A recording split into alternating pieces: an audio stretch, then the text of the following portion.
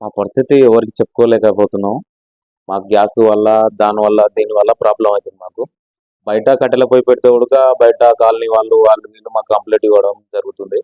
మేము ఎలా బతకాలి, ఏం చేయాలో కూడా మా ఓనర్ కూడా నేనేం చేయదు గ్యాస్ వస్తలేదు, దీనివల్ల మాకు ప్రాబ్లం అవుతుంది అని చెప్తున్నాడు. మా కుటుంబం మొత్తం ఈ పని మీదే ఆధారపడి ఉన్నాం. నాకు 3 పిల్లలు, ఒక భార్య. నా పరిస్థితి ఏంది? నేను చేస్తేనే నాకు వెళ్తుంది, లేకపోతే వెళ్ళదు. అసలు చాలా ఇబ్బంది అవుతుందండి మాకు. ప్రభుత్వం కూడా పట్టించుకొని చేసి మాకు సహకారం అందిస్తే హోటల్ నడిచేటట్టు చూసుకుంటే మాకు కూడా మంచిగా ఉంటుందని మేము కోరుకుంటున్నామండి. మాకు అంతకు మించి ఇంకేమీ లేదు. గ్యాస్ వల్ల చాలా ఇబ్బంది పడుతున్నాం మేము. గ్యాస్ అయితే సప్లై చేయాలి జరా. హోటల్ పిల్లలకి చాలా ఇబ్బంది, హోటల్ చాలా ఇబ్బంది అవుతున్నాయి. వర్కర్స్ కూడా చాలా మంది బాధపడతారు. దాని మీదే అందరూ హోటల్ మీదే ఆధారపడి ఉంటారు. వర్కర్స్ మొత్తం అందరు సహకరించి గ్యాస్ గురించి సహకరించండి.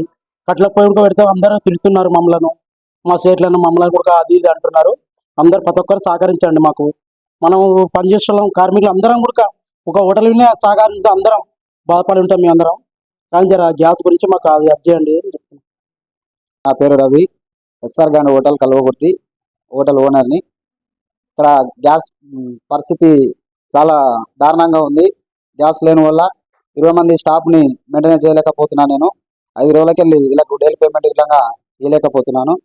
కాబట్టి కట్టెల పొయ్యి పెట్టినా అని ఇక్కడ ఉన్న పక్కన కాలనీ వాళ్ళు వీళ్ళు మొత్తము బాగా కంప్లైంట్ ఇస్తున్నారు. గ్యాస్ చెకింగ్ వాళ్ళు ఇట్లా అందరూ చిన్న కుండలు రావట్లేదు, పెద్ద కుండలు రావట్లేదు. గ్యాస్ నడిస్తేనే కదా మేము ఇంతమంది బతికేది. 20 మంది కార్మికులకు పనిచేస్తాము హోటల్లో. ఈ గ్యాస్ లేక చాలా ఇబ్బంది అవుతుంది మాకు. ఈ ప్రభుత్వము కఠిన చర్యలు తీసుకొని గ్యాస్ రావాలని మేము డిమాండ్ చేస్తున్నాం. Welcome to meeting news. నేను మీ ప్రసాద్. గ్యాస్ సంక్షోభంతో విలువిల్లబోతున్న హోటల్స్, రెస్టారెంట్లు ఇప్పటికే దాదాపుగా 20 మంది స్టాఫ్ను మెయింటైన్ చేస్తున్న డైలీ పేమెంట్ తోని వాళ్ళకి ఇక్కడ పని చేయించుకొని వాళ్ళకి అమౌంట్ ఇస్తున్నారు.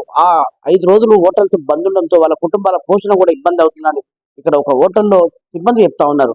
సో గ్యాస్ కొరత వల్ల హోటల్స్ అన్ని మూతపడిపోయినవి. కమర్షియల్ కానీ డొమెస్టిక్ సిలిండర్స్ లేక కట్టెల పొయ్యితోని వాళ్ళు బిర్యానీ చేసి కస్టమర్స్కి అందించే ప్రయత్నంలో కట్టెల పొయ్యి చేయడం వల్ల పక్కింటి వాళ్ళు, పక్కనున్న కాలనీ వాసులు కూడా కంప్లైంట్ చేయడంతో ఆ కట్టెల పొయ్యి కూడా బంద్ అయింది.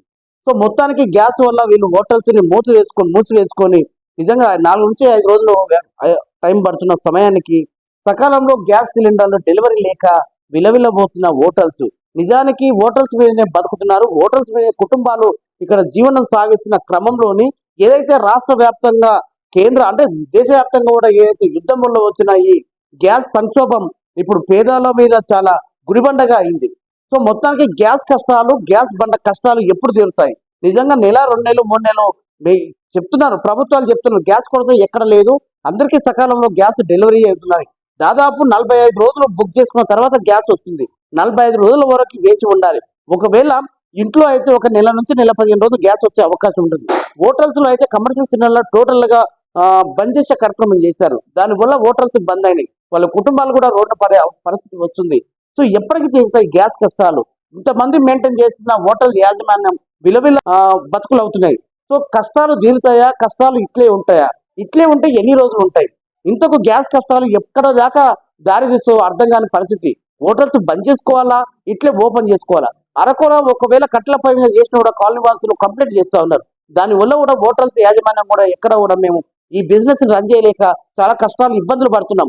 ఇకనైనా రాష్ట్ర ప్రభుత్వాలు ఆలోచించి కనీసం కమర్షియల్ సిలిండర్లను మాకు ప్రొవైడ్ చేస్తే హోటల్స్ మేము నడిపించుకొని ఇక్కడ సిబ్బందిని, వాళ్ళ కుటుంబాలని కాపాడుకోవాల్సిన బాధ్యత మాకు ఉంటుంది. సో ఇకనైనా హోటల్ కష్టాలు తీరుతాయా? గ్యాస్ కష్టాలు ఎన్ని రోజులు ఉంటాయి? ఎప్పటి దగ్గర ఉంటాయి? ఒక ప్రభుత్వం నిర్దేశం ఇచ్చి వాళ్ళకు ఒక అవకాశం ఇచ్చినట్టయితే మేము హోటల్స్ రన్ చేసుకోవడానికి అవకాశం ఉంటుందని కల్వకుర్తి ప్రాంతంలో హోటల్స్ చాలా వరకు మూసివేయడంతో ఇక్కడ మనం ఈ ఒక హోటల్ ని సందర్శించి వాళ్ళ కష్టాలు తెలుసుకునే ప్రయత్నం చేద్దాం, చూద్దాం. చూస్తూనే ఉండండి మీటింగ్ న్యూస్. నేను కల్వకుర్తి నుండి.